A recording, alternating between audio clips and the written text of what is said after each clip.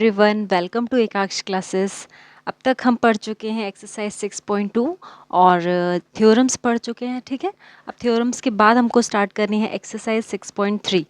इसमें आपको देखिए जो भी हमने थ्योरम्स पढ़ी थी अब उसको आपको यहाँ पर न्यूमेरिकली अप्लाई करना है। ओके, तो यहाँ पे हमको दिया है फर्स्ट क्वेश्चन कि state which pair of the triangle are similar and write the similarity criteria used by you for answering the question and also write the pairs of similar triangles in the symbol। ठीक है, अब आपको यहाँ पर देखना है कि कौन से ट्रायंगल्स हैं जो पेयर्स यहाँ पर हर पार्ट्स में आपको दे रखे हैं, वो उनके पेयर्स कौन कौन से सिमिलर ट्रायंगल्स हैं और क्या क्राइटेरिया लगाकर आपने ये शो किया है कि ये सिमिलर हैं। ठीक है, तो जैसे फर्स्ट पार्ट आपको यहाँ पे दे रखा है ABC ट्रायंगल और PQR ट्रायंगल।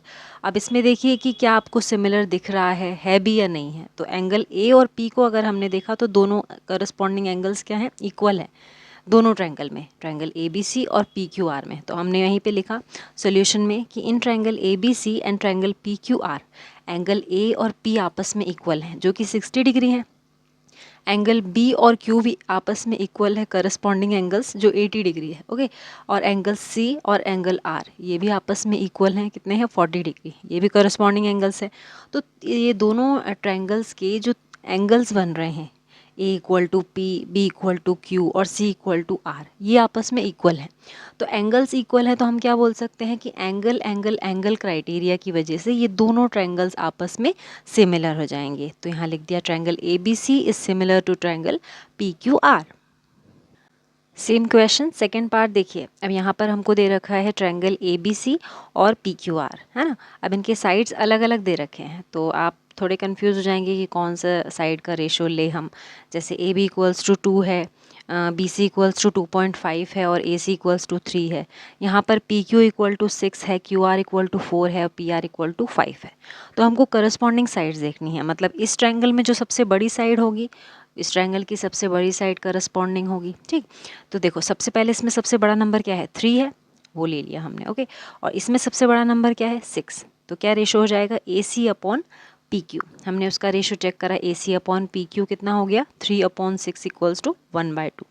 फिर सेकेंड नंबर पे कौन सा नंबर आ रहा है इसमें 3 से छोटा, 2.5 आ रहा है। ठीक, और दूसरा इसमें कौन सा आ रहा है सेकेंड नंबर पे, 5 आ रहा है। तो हमने यहाँ पर देखा किसका रेशो हो सकता है, BC का और PR का। तो हमने BC अपॉन PR कर दिया, 2.5/5 इक्वल्स टू 1/2। सबसे छोटा रेशो कौन सा आ रहा है, सबसे छोटा नंबर इसमें 2 है और इसमें 4 है। इन दोनों का रेशो ले लिया AB अपॉन QR, तो ये हो गया AB अपॉन QR।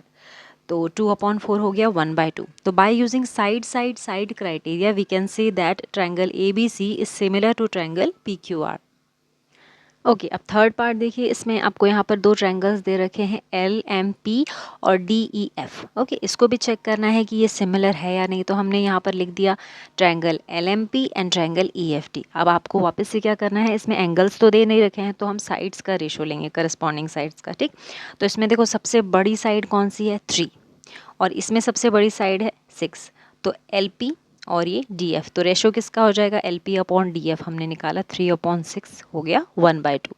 अब सेकेंड नंबर पे इस ट्रायंगल में कौन सा नंबर आ रहा है, 2.7। ठीक, इसमें आ रहा है 5। तो क्या रेशो ले सकते हैं, LM अपॉन EF।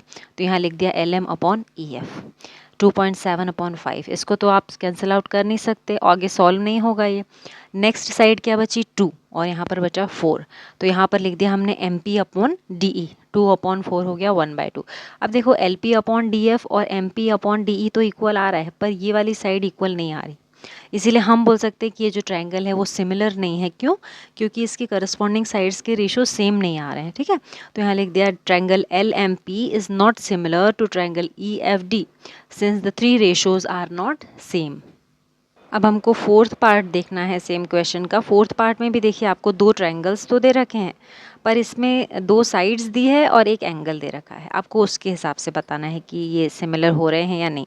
अब यहाँ देखो ये M पर हमको यहाँ पर एंगल दे रखा है 70 डिग्री और यहाँ पर Q पर दे रखा है। ठीक है, और साइड्स दे रखी हैं 2.5 और 5, यहाँ दे रखी है 5 और 10, है ना। तो सबसे पहले तो हम एंगल से ही बोल सकते हैं कि M और Q क्या है, इक्वल है। तो एक करस्पॉन्डिंग एंगल्स इसको बोलेंगे हम कि angle M equals to angle Q equal to 60 degree. ठीक है, अब एंगल से ही टच दोनों साइड्स हैं, यहाँ पर भी एंगल से दोनों टच साइड्स हमको गिवन है, इनके रेशोज़ निकालेंगे। ठीक, तो अब सबसे पहले देखो इसमें सबसे बड़ी साइड कौन सी है 5 और इसमें है 10, मतलब ml/QR का रेशो हम निकालेंगे। तो ml/QR हो गया 5/10, इसको कैंसिल आउट किया तो 1/2। अब नेक्स्ट क्या है mn/PQ, mn/PQ 2.5/5, इसको कैंसिल आउट किया तो हो गया 1/2। तो अब यहाँ देखो दो साइड्स इक्वल आ रहे हैं और एक एंगल इक्वल आ रहा है, तो कौन सा क्राइटेरिया हो जाएगा, साइड एंगल साइड क्राइटेरिया की वजह से हम बोल सकते हैं कि triangle NML is similar to triangle PQR। Question 1 का 5th पार्ट देखिए, यहाँ पे दो ट्रायंगल्स दिए हैं आपको।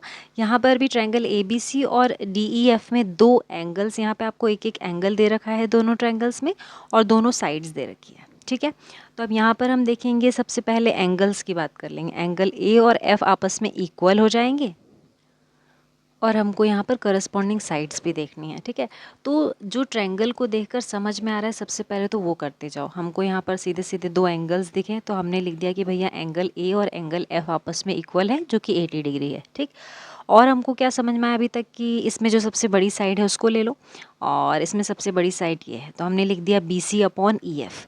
BC/EF का रेशो निकाला 1/2 आ गया, और ये AB/DF का रेशो निकाला तो ये भी क्या आ गया 1/2।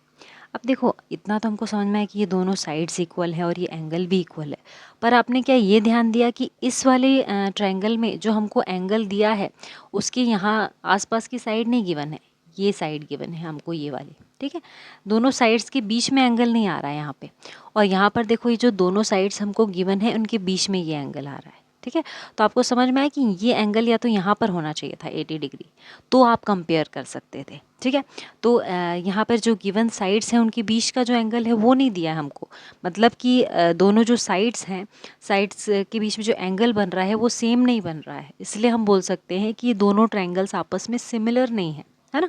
आपको कंडीशन भी देखनी पड़ेगी कि जो साइड्स गिवन है उनके बीच का एंगल बन रहा था क्या, यहाँ तो नहीं बन रहा पर यहाँ बन रहा था, इसलिए आप बोल सकते हैं कि जो साइड्स के बीच में जो एंगल दे रखा है ना वो इक्वल नहीं है, इसीलिए ये ट्रायंगल आपस में सिमिलर नहीं है।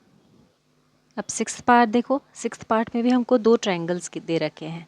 अब इस ट्रायंगल में अगर आप ध्यान दें तो DEF में D एंगल दे रखा है, E एंगल दे रखा है, PQR में एंगल Q दिया है और एंगल R दिया है। ठीक, तो एक एंगल तो यहाँ पर एकदम एग्जैक्टली सेम आ रहा है, तो हम लिख सकते हैं कि इन ट्रायंगल DEF और triangle PQR angle E equal to angle Q। क्यों, क्योंकि ये 80 डिग्री सेम दे रखा है, इसीलिए हमने लिख दिया angle E equals to angle Q।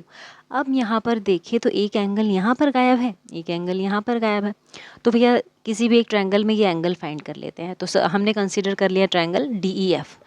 Angles जो ट्रायंगल के सारे एंगल्स होते हैं इनका सम टोटल कितना होता है 180 डिग्री होता है। सारे ट्रायंगल्स जितने भी होंगे उनके जो एंगल्स का आप सम निकालेंगे वो हमेशा 180 डिग्री होगा। ठीक है, तो यहाँ पर angle D plus angle E plus angle F का सम कितना हो जाएगा 180 डिग्री। हमने यहाँ पर वही लिख दिया, एंगल D दे रखा है 70 डिग्री, एंगल F हमको नहीं पता है ना, और एंगल E दिया है 80 डिग्री। इन दोनों का एडिशन किया आपने और 180 में से माइनस कर दिया, तो एंगल F कितना आ गया 30 डिग्री। अब यहाँ पर हमने लिख दिया angle F equals to 30 degree. अब ये एंगल देखो 30 डिग्री और ये भी देखो 30 degree, angle F equals to angle R हो गया, तो ये 30 डिग्री हो गया, है ना। मतलब कि जो इनके एंगल्स बन रहे हैं वो इक्वल हैं, तो हम बोल सकते हैं कि ये दोनों ट्रायंगल्स आपस में सिमिलर हैं। कैसे, बाय यूजिंग एंगल क्राइटेरिया। अगर आप ये वाला भी एंगल फाइंड कर लो और वो इक्वल आ जाए तो बोल देंगे एंगल क्राइटेरिया की वजह से दोनों ट्रायंगल्स आपस में क्या है सिमिलर है।